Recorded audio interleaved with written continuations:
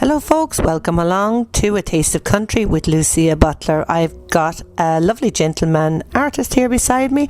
It's Ray Lynam. Lucia, how are you? Nice to see you. I'm fine, Ray, thank you very much, and it's absolutely great to see you.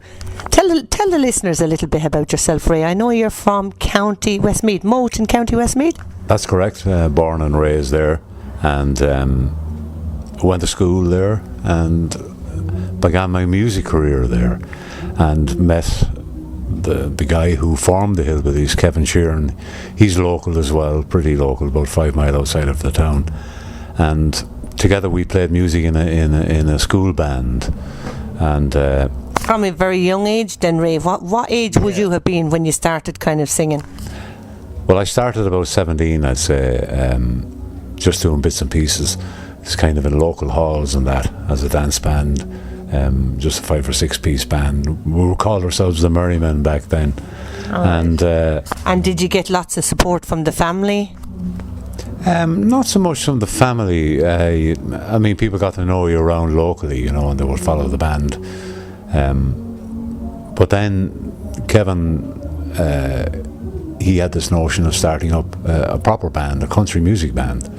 And did you think you had a proper band at that stage? Well, I did, but it wasn't a country band. We used to do all sorts of music, everything from the Beatles to the Rolling Stones. There was a lot of pop in there, you know.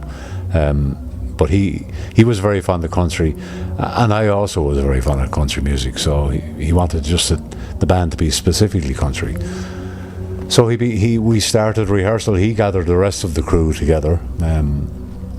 And we started rehearsals in 1969, and we That's did one. Just 2 years after I was born, Ray. Tell me the name of the band, by the way. The Hillbillies. Yeah. And we did 2 gigs, I think, in late 69, and then in 70, released records as it was then, signed us in 70, and it was then we turned professional. And how did you feel then, obviously, at the age of 17? Surely you were singing around the house now before that, Ray. And do you play an instrument? No, I was a bit more than 70. I was a couple more. I was 19, I think, at that stage. Sure, we thought it was great, you know, as young people. You think it's fantastic.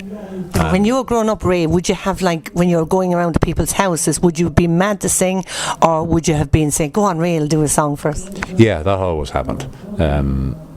No matter where we got a chance to sing, there was a local golf club in our place. We used to go up and sing there a lot, and even if you were at a wedding, some of the relations' weddings, you'd be asked to sing. You'd be probably told to sing. True, you had no choice in the matter, yeah. Mm-hmm. But so when you started off the band, did you just do the local scene first, and then you started to tour Ireland and then the UK? Yeah, it was mostly local in the beginning, and then of course our manager had us playing all over the country, and then eventually we got to the UK here, which was terrific for us, because there were so many Irish here then, and so many dance halls. And what year roughly would that have been then that you would have started to come to the UK? We came in 1970. Yeah, it was the first year. And you would have had the Galtymore there and all, many a time you would have played in the Galtymore. Oh, many a time. Yeah. And Gresham and Holloway Road, which is the Monday night gig, and Fulham Broadway. You could have nearly had a gig here every night of the week, Ray, in all fairness, back then. Yeah, I mean, at that time, as you know, Ireland kind of shut down during Lent. And so that was our period to tour. Yeah. and you could actually tour for a couple of weeks, no problem. It was great. And what about the landmark itself, the Crown in Cricklewood? Well, I mean, it was the place. I mean, that was the hall of the biggest crowd, like. Even the Forum in Kentish Town, even though it's probably just as big a ballroom, never quite threw as many as Cricklewood. And what about the National in Kilburn and Nelly's in Wilson Green? Nelly's, I don't remember playing, but certainly the National we played. I don't remember Nelly's now. I remember queuing up outside the National many a time, and you'd be in the middle of the queue, you'd be pushed from left to right, there'd be so many people going in, the crowd would be massive. Yeah, that's true. Yeah, great times. That's only a few years ago, though. Now the National no longer exists. It's obviously some temple now or something, you know that? Is that what it is? Yeah. Ah, yeah. Well, of course. We probably gave it its holy roots. Yeah. And I tell you, the Galtee is knocked down, and the Galtee would have a lot of history there, wouldn't it, Ray? Oh yeah, sure. I mean, the Galtee goes back before us, like before we ever played in it, and yeah, it's synonymous with Irish dancing. Well, I think it's quite sad. A lot of all these places are after closing down now, and it is really, really sad because country music is coming back big style. Do you think? Yes, it is for some of the younger lads that are coming through now. They seem to be doing very, very well, and that's great. It's great to see it. And what I do know is all the youngsters are coming out and they're all learning to jive again and everything, which is fantastic. Ah, that's good. That's good. Yeah. Now tell me, Ray, you would have done a bit of singing there with Philomena Begley. Yeah, I met Philomena Begley in a TV show that Margot was doing on RTE at the time, and it was where I first heard her sing. And after the show, I asked her if she'd like to do some duets. I was very impressed with her, and that just took off. It was amazing that. And some of the very popular duets would be with Philomena. Well, My Illusive Dreams, You're the One I Can't Live Without was the first single we had. And there were several, several others. And Philomena's 50 years now in business, of course. Yeah, it's amazing. Yeah, and she's still as bright and as bubbly as ever. Absolutely, a great lady indeed. And who else would you have toured with? I know you went out to Nashville. You recorded one of your albums in Nashville. Yeah, we did. I did the Someone Special album in Nashville in '73. That was a great thrill because we got to meet, the players we admired on record for years, and just to meet them in person and have them play along with you was something else. Would have been fantastic. Were you ever on one of George Jones' show or anything out in Nashville? Not on George Jones' show. No, we were on the Ralph Emery show. Ralph Emery was pretty popular. We were on the Wilburn Brothers show. That was a coast-to-coast show as well, which was fantastic though, isn't it? It's always nice to meet the people when you see them on the TV and then you meet them in person. It's always nice, isn't it? It's a nice experience. Oh yeah, sure. Absolutely. See what they're about. Yeah. And Tammy Wynette, you were involved with Tammy and Wynette as well. You were on the Late Late Show there, were you, with Tammy? Yeah, I got to sing a duet with Tammy, Lord rest her, on Gay Byrne's Late Late Show. Lovely person, I have to say. One of the nicest persons I've ever met.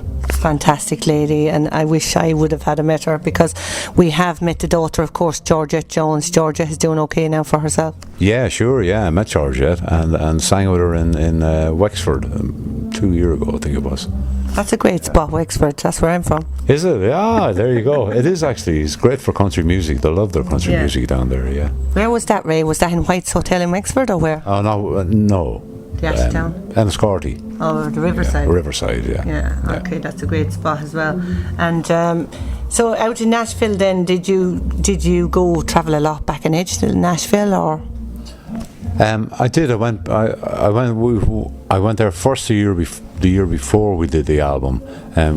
Around October, there used to be what they called a convention week there, and so the record company brought all of us out, and we didn't do. We appeared on the international show. I think Larry Cunningham was with me and Brian Call. Poor Larry. Rest in peace. Is right. Great character. And we did it again in '73, and we did it in '74 and '75, I think. Maybe not '75. 72, 73, 74, I think. Yeah. And appeared on the Opry with the Wilburn Brothers in '73. Fantastic. That must have been a fantastic experience, wasn't it? Oh, it was great. Yeah. Because as you know, it's and still is, it was back then anyway, a radio show which was broadcast from the auditorium with a live audience, and they would go for ad breaks in the middle, and all the ad breaks were performed live, Kellogg's cornflakes ads. They all sung live and played live. Really? It was a great experience. Yeah, my goodness. Oh dear. But as regards, okay? But who would have been your inspiration when you were growing up yourself, music-wise? Who would have inspired you? At first, Buck Owens, and then George Jones. Very much inspired by them, both of them. Lovely, lovely, lovely. And Ray, I know you're rushing to go on stage now. Any plans for the future, Ray, or are you just quite happy? I know you're a songwriter as well, aren't you? I've done a bit, not an awful lot, to be honest with you. I'm more of a singer than a songwriter, and maybe a musician as well. Plans for the future? Well, we're at the moment just re-recording some of the older stuff that has been lost. With one of the lads out of the Hillbillies, with the band itself. We get together in August for a reunion, just one gig. Where's that going to be? It's in Moat. In the well in Moat? No, it's in the school in Moat. Okay. It's a concert. Lovely. And do you know what date that is? 26th of August. Okay. Looking forward to that. So, that should be good, actually. Yeah. Yeah. That's about it, I think, at the moment, anyway, yeah. But okay, Ray, if anyone wants to get in contact with you or to buy some of your music, your albums, where would they get in touch with you? Well, they'll certainly get them through Ritz Records. Do you have a website at all yourself? No, I don't have a website, unfortunately. Okay. And you're not on Facebook? I am, but I seldom visit it. Yeah, you are on Facebook. So listeners, when you hear this interview, you can pop over there to his Facebook page and say hello to him and tell him you heard his music being played here on irishcountrymusicradio.com. Anyone you want to say hello to or thank? I met a great old friend of mine, Jack McCarthy, who used to be with Dingle Spike. He's downstairs, isn't he? Yeah, he is. Yeah. Jack and I are great buddies. We go back a long way. We were even on holiday together once in Spain. He's a great character. We had some great times. Yeah, he's a character. Great to see him. Yeah. Okay. And for irishcountrymusicradio.com. I know you're heading on. Yeah, many thanks for irishcountrymusicradio.com. Yeah. Okay, Ray. Thank you very much. It's been a pleasure having you. Listeners, hope you enjoyed the interview. He's rushing off onto stage now. God bless you all, and thank you for tuning to irishcountrymusicradio.com.